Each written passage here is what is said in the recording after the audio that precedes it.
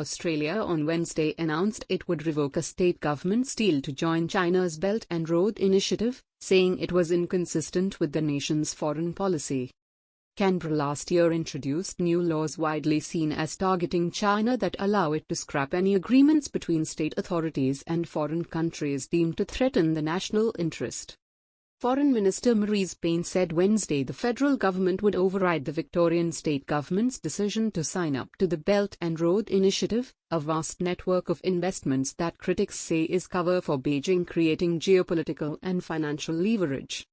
Payne said two documents signed in 2018 and 2019 respectively, a Memorandum of Understanding and Framework Agreement, were among four she would tear up under the new powers. I consider these four arrangements to be inconsistent with Australia's foreign policy or adverse to our foreign relations, she said in a statement.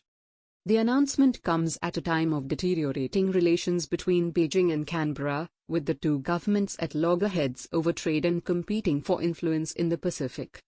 Australia has already infuriated China by calling for an independent probe into the origins of the coronavirus pandemic, which emerged in the Chinese city of Wuhan, and its latest move is likely to further inflame tensions.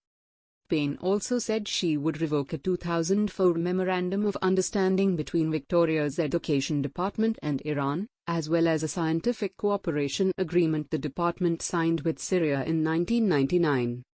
Under Australia's constitution, the federal government is responsible for foreign affairs and defence.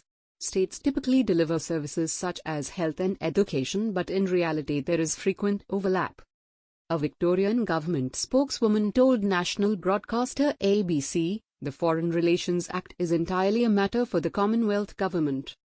The new legislation applies to publicly funded institutions but does not cover commercial deals. Canberra has already taken steps to limit China's influence in the country, including by banning controversial telecoms giant Huawei from building Australia's 5G network and tightening foreign investment laws for corporations. Payne said she would continue to consider foreign arrangements but expected the overwhelming majority would not be affected. However, the presence of Chinese government-backed Confucius institutes at Australia's public universities remain in doubt, amid ongoing criticism they promote the Communist Party's self-serving version of Chinese culture and history.